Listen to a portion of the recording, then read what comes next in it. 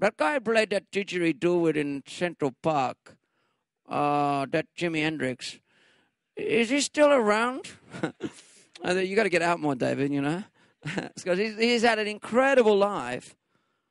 And yet, he lives his life in the northern part of Australia, in his traditional lands. So it was just one of the adventures that I was lucky enough to go on in the making of the film. Yeah. I know, let's stick with those adventures as well, because I know that finding one of the... You're saying I'm getting off track. No, we're staying on track. No, really.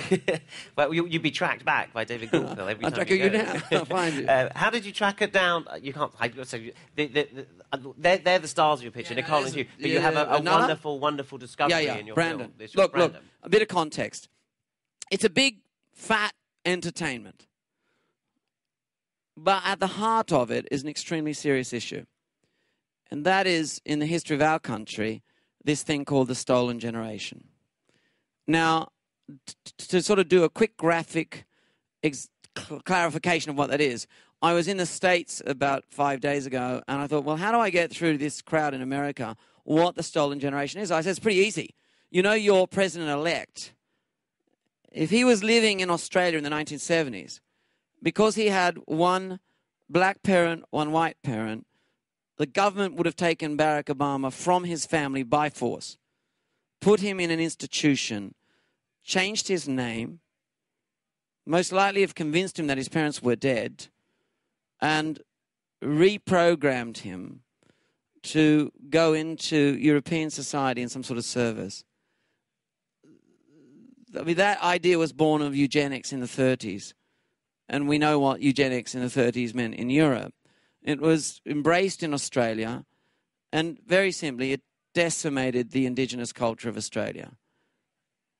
It was sort of retired in the 70s. It just went away. But it was never dealt with. And I set out to make this film with two passions. One, a love of this kind of cinema, and two, a desire to, for my children's sake, to come to know what my own country really is. No matter what I did in looking for the canvas on which to paint the movie, I could not get away from the fact that our country really can't grow up unless it dealt with this deeply dark chapter in its narrative. So I decided to put this very serious issue at the center of this big, fat entertainment. I mean, there are brilliant films being made about this subject, by the way. Rabbit Proof Fence is one, a Phil Noyce film. It's a wonderful film. But it is a small film, and it plays probably to an audience who is already sympathetic. I felt that I was in a position to put it at the center of this broad entertainment. So I was motivated to do that. Now, cut to the process of writing the story, 19 drafts, blah, blah, blah, blah, blah, blah. Not only am I idiotic enough to make us reinvent the sort of sweeping romantic epic with, Rampage, don't mention the cattle, bombings, romance, Hugh, Nicole, deserts, costumes, blah, blah, blah, impossible. Blah, blah. Why don't you go and put, a 7-year-old Aboriginal boy at the center of the story, and he can probably narrate it, So you can imagine how difficult that might be to fulfill, because I had to find a 7-year-old Aboriginal boy who could play the lead role in the film. I mean, we saw 1,000 boys in the studio. I wanted to ask, are there acting schools?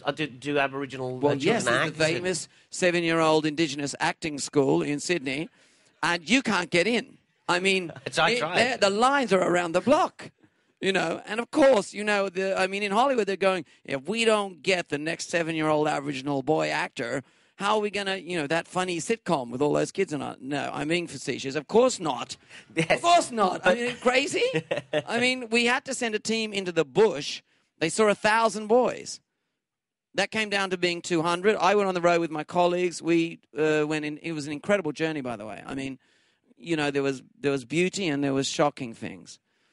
And we went into settlements and all of that. And we came down to 10 boys. Qantas, thank you, Qantas flew 10 boys to Sydney. We all workshopped. Came down to 2. Really only 1. A little fellow called Brandon Waters. What is incredible is that as I speak to you now, he's just been nominated, by the way, for the Critics Circle in New York City for Best Actor. He's 7. But as I speak to you, he has no idea what's going on. He's probably whacking a large lizard on there with a lump of wood back up in Broome. right? And people are being moved by his performance all over the world. So there you go. You know, So he's gone back home. The whole film's finished. right at the moment, we just thought he was so sort of big and experienced. We sent him back home, and they've gone walkabout. And, you know, they're hanging out. And I said, look, go walkabout, take your dirt bike, get out. Just so you understand, I and my colleagues had to go and just to start working with him, live with the family in the bush. We went to 80 Mile Beach, which is tribal land, hunt kangaroo and eat bush tucker and live their life just to build some kind of trust with the family. And then we brought the whole family to Sydney, extended family. With David Goldpillar was awesome. The whole Indigenous part of it. I worked very early on with an Aboriginal filmmaker in the writing, and he became my assistant director. And that part of it, people say, oh, was that difficult? Was that hard? That was the adventure part, you know. And how, I mean, you're making an epic. It's called Australia, which is, it's a brave thing to sort of call it Australia. It's probably big, bold, brash Australia, which for many years everyone thought about Australia. They had a thing called cultural cringe, where Australians wouldn't want to mention it. And it's not something that I've ever felt in your work, but the Romeo and Juliet and Moulin Rouge, they weren't in Australia. They weren't about Australia in the way that Strictly Ballroom was. Is there a sense here of you kind of going, right, I'm going back to Australia and proving that we've got stars, we've got epics, we've got great stories, we've got a history that we need to move on with? I mean, these are two of the biggest stars in the world. Yeah. A lot of questions there, Jason. Yes, sorry. But I'm going to get a lot of answers, is what I reckon. And you think, Amanda, really? No, but it's good. I mean, look, my work is always motivated by two roads. One, a love of cinema, and two, personal. Because they take so long to do, they're not, there is a choice there. I mean, it's not inconceivable. It's not like there aren't a few gigs that come our way.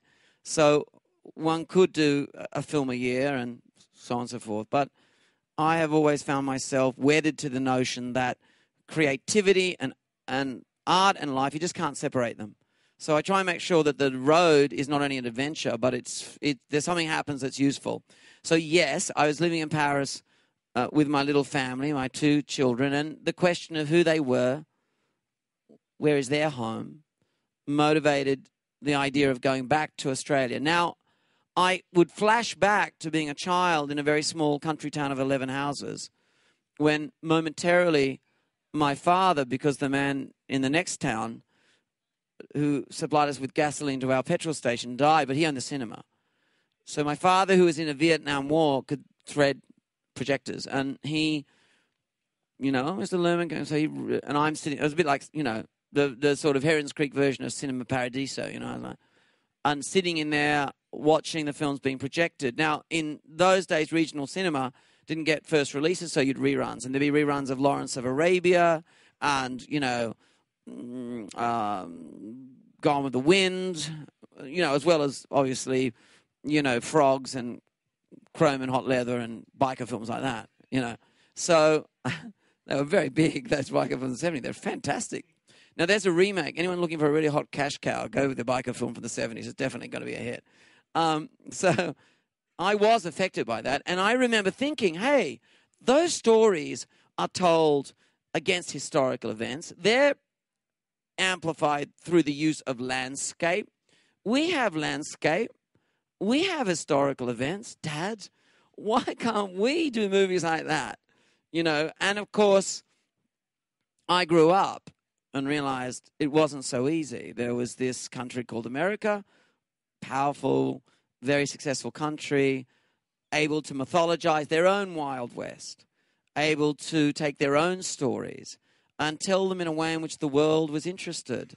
And that was Hollywood. And by the way, I loved Hollywood cinema as well. There came a point, though, through happenstance in our country, when many, many years ago, government put a lot of money into the arts, into a film school, into a drama school. And because of that, more than this many Australian actors, there's at least this many Australian actors, you could probably finance a $100 million movie now, at this moment in time. I mean, there are Naomi Watts, Nicole Kidman, Hugh Jackman, Abby Cornish. I mean, you can just sort of you go, left go Kate on. off the list. Kate Blanchett. She's in Benjamin Button. She's brilliant in everything. She is brilliant. Yeah. She's brilliant. I mean, but they're all. I mean, they're all. She used to work for her sister used to be my wife's assistant, just as a small footnote. Right. It's a very small town in Sydney. But you could, I mean, suddenly there is a flourishing of that talent. We used to Yeah. think in England, well, we